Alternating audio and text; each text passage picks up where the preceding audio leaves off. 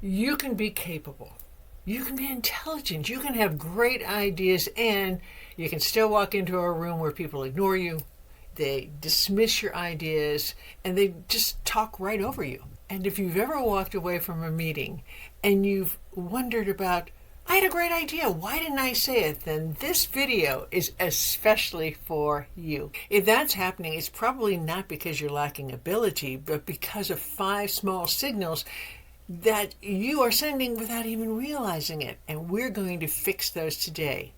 And if you stay with me until the end, we're going to be talking about the biggest mistake of all. And it's what even intelligent, capable people do when they begin to doubt themselves. And it's a mistake that undermines their authority. So let's start. Number 1, stop shrinking from your own ideas. How often do you begin the sentence with, I know this sounds really stupid, but this may not even make sense, or I probably shouldn't be saying this.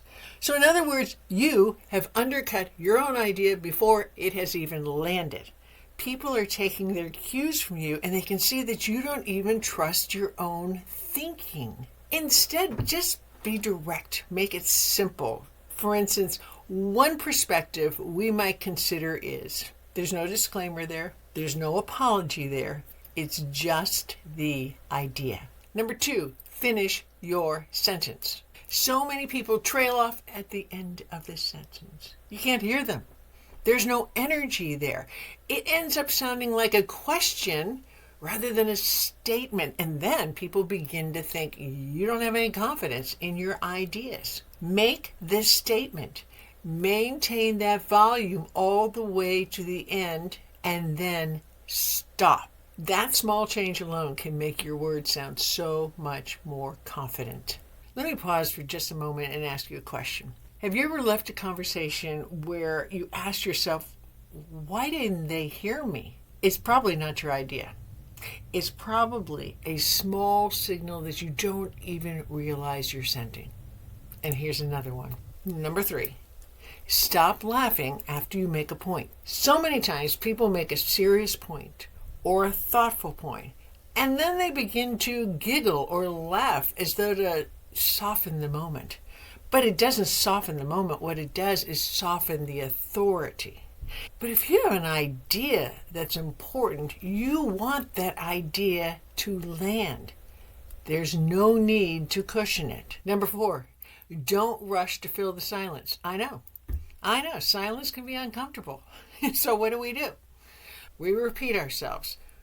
We add details that nobody asked for, and we just ramble.